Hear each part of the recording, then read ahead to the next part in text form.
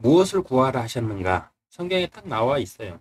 구하라고 명시된 거는 딱 이것밖에 없어요. 나머지는 다 알아서 하나님이 하신대요. 네. 이걸 믿기로 했습니다. 네. 그리고 인정해버렸어요. 성령을 구하라고 하셨더라고요. 성령. 기도할 때 무엇을 구해야 되느냐? 성령을 구하라.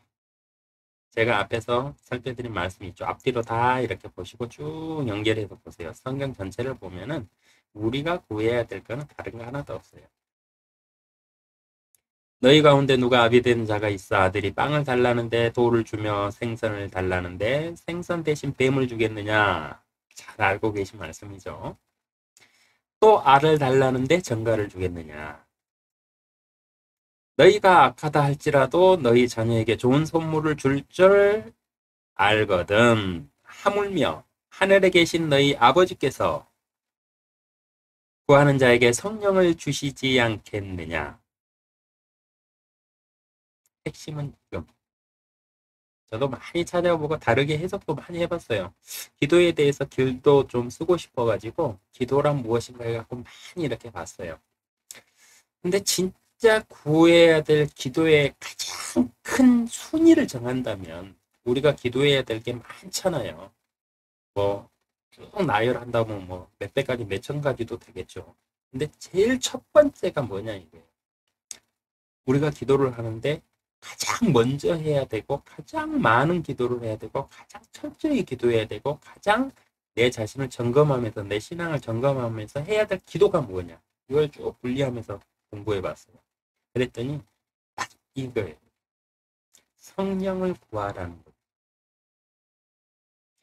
성령의 중요성을 계속 제가 강조하고 있잖아요. 왜 이렇게 강조하는지 오늘도 또 성령님은 강조를 할 겁니다. 그 이유에 대해서도 아시게 될 거예요. 선제 조건이 있습니다. 근데 기도할 때 선제 조건이 있어요. 이것도 깨달은 건데요. 놀랍더라고요. 이 말씀 자 보세요. 너희 가운데 누가 아비된 자가 있어 아들이 빵을 달라는데 돌을 주며 생선을 달라는데 생선 대신 뱀을 주겠느냐. 그렇죠. 네. 너희가 악하다 할지라도 너희 자녀에게 좋은 선물을 줄 줄 알거든. 하물며 하늘에 계신 너희 아버지께서 구하는 자에게 성령을 주시지 않겠느냐. 이게 기도의 핵심이라고 그랬죠. 근데 이게 전제 조건이 있어요. 그게 뭐냐? 하나님의 자녀냐? 당신은 하나님의 자녀세요? 내가 하나님의 자녀라고 내 마음에 확신을 가지고 하나님께 기도하십니까? 이게 전제 조건이에요. 기도는 무슨 기도든 할 수 있습니다. 근데 기도하는 사람의 전제 조건이 있어요. 그게 뭐냐? 하나님의 자녀됨이냐? 내가 하나님의 자녀냐? 이 확신이 있어요. 왜인지도 알려드립니다. 먼저 하나님의 자녀가 되어야 된다. 그래서 예수님께서 기도를 강조하실 때 항상 많이 이렇게 핵심적으로 말씀하셨던 게 뭐냐면 너희는 성령을 구하라. 그리고 이런 말씀도 있죠. 너희 머리카락까지도 다 세워놓으신 분이 하나님입니다. 너희가 너희 힘으로 뭐 키를 한 자라도 더 늘릴 수 있느냐? 없다. 날아가는 참새가 땅에 떨어지는 것도 하나님의 허락하심에 있다. 솔로몬의 모든 영광을 누렸던 솔로몬의 그 모든 영광, 지금까지 6천 년 동안 세상에 솔로몬보다 더 부유한 왕은 없었습니다. 근데 그가 누린 모든 영광도 들에 핀 백합 한 송이보다 못하다. 근데 그 들에 핀 백합 한 송이까지도 하나님께서 다 먹이시고 입히신다. 둥지가 없는 새들조차도 다 하나님께서 먹이시고 입히신다. 그러니 너희는 무엇을 구하라? 그런 것들은 세상 사람들이 구하는 것이니 너희는 무엇을 구하라? 성령을 구하라. 이게 예수님이 가르쳐 주신 기도의 핵심이에요. 왜 성령을 먼저 구하라고 했냐면은 성령이 있어야 하나님의 자녀가 되잖아요. 우리가 거듭나서. 그 뜻이에요. 그래서 성령을 구하라는 겁니다. 먼저 하나님의 자녀가 되라. 이 소리예요. 자, 생각해 보자고. 하나님께서 자신과 아무런 관계없는 사람의 기도를 들어주실 의무나 이유나 뭐 있습니까? 하나님은 유일한 신이시니까. 내 인간들은 그렇게 말해요. 근데 그는 인간의 입장이고요. 하나님 입장에서 자신을 떠나가지고 온갖 죄를 지으면서 죄가 죄인지도 모르고 이제 뭐 응? 요즘 시대에는 뭐 응?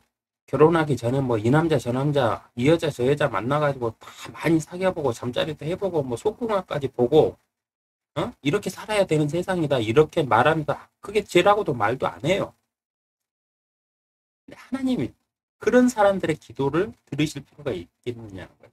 오히려 불못에다 쓸어 넣어야 될 아주 귀찮은 존재들 뿐입니다. 들으실 필요가 없겠죠. 하나님과 아무런 관련도 없는 종교인의 기도를 또 들으실까요? 오히려 하나님을 화나게 하겠죠. 그들의 기도는. 하나님을 부르면서 자신의 뜻에 반하여 저 엉뚱하게 세상에서 돈벌이 하면서 전쟁까지 하면서 사람들 미혹해가지고 뭐 멸망했다가 왔다 그래가지고 사람들 자살시키고 이런 종교의 기도를 하나님이 들으실까요?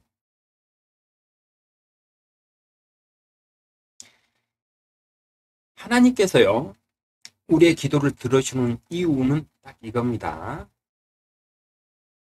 기도하는 자가 하나님의 자녀이기 때문에. 그래서 예수님이 성령을 구하라 하신 거예요. 성령으로 인침을 받은 사람만이 하나님의 자녀라고 그랬잖아요. 앞선 강의에서 살펴드렸습니다. 그러니까 성령이 있는 사람이 성령에 의지해 갖고 하나님한테 기도하면 하나님은 들으실 수밖에 없어요. 왜? 자신의 자녀가 자기 아버지를 찾으면서 기도하는데 어떤 아버지가 우리 세상의 인간적인 아버지들도 그러잖아요. 내 능력이 없고 좀 상황이 안 좋아서 못 해줄 뿐이지 내가 풍족하고 가진 게 많은 아버지라면 내 자식이 뭔가를 달라고 그럴 때 안 줘요? 그걸 줬을 때 만약에 이 자식이 악한 길로 탈선하겠다 싶을 때 말고는 거의 다 해주잖아요. 우리 인간도. 근데 하나님께서 과연 어떻게 생각하세요? 인간도 하물며 자기 자식이 이쁘다고 자기 자식이 조금 응? 누구하고 싸워갖고 딱 싸우고 왔어요. 이겼어 졌어요. 이겼어요. 그러면 어이구 잘했다 이러잖아요. 나쁜 짓 해도. 근데 하나님은 자신의 자녀에게 어떻게 하시겠냐는 거예요. 이걸 생각해 보세요. 이걸 생각하시면서 기도하세요. 하나님께서 우리의 기도를 들어주시는 이유는요. 딱 하나예요. 하나님이 자신을 찾는 자들의 기도를 들어주시고 응답하시는 이유는 딱 하나입니다. 그들이 하나님의 자녀이기 때문이에요. 하나님의 자녀는 성령으로 거듭난 그리스도인이라고 앞서서 계속 강조하고 있습니다. 그래서 첫 번째 기도의 조건도 있었죠. 성령을 먼저 구하라는 이유가 이거. 예수님께서 기도를 가르쳐 주시고 예수님이 기도에 대해서 강조하시고 너희는 쓸데기 없이 세상 사람들이 구하는 거 구하지 말라. 너희는 오직 하나님한테 성령을 구하라. 성령을 달라고 구해라. 이렇게 계속 강조하신 이유가 이거예요. 성령이 있는 사람만 하나님의 자녀고 성령이 있는 사람이 기도할 때 하나님의 자녀가 부르짖고 기도하는 거기 때문에 그걸 들어주시는 거예요. 하나님과 관계없는데 왜 기도를 들으셔야 합니까? 악인들에게 비를 내리시고 악인들에게 똑같이 세상의 모든 것을 공유하게 허락해 주시고 허용해 주시고 그들이 뭐 하나님의 것을 도둑질해가지고 막 가가지고 자기들 배부른다고 하나님이 뭐 찾아가서 뭐 야 내 거니까 내놔라 혼내고 뭐 이러실 분 아니잖아요. 허락해 주셨어요. 그런 하나님이 구하는 기도까지도 그렇게 다 허락하셔야 되느냐는 거예요. 허락해 주실 필요가 없어요. 하나님은 또 그렇게 들어는 주시더라고요.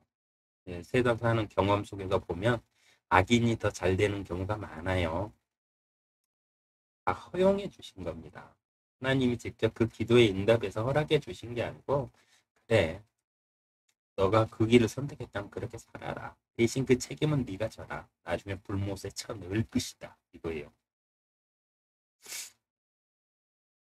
그래서 기도의 조건은 무엇이냐? 하나님의 자녀인가입니다. 그래서 성령을 구하. 그러면 내가 성령이 이미 있다. 있는 사람은 그러면 어떻게 해야 되느냐? 그래도 성령을 구하셔야 돼요. 그 이유도 살펴드릴게요.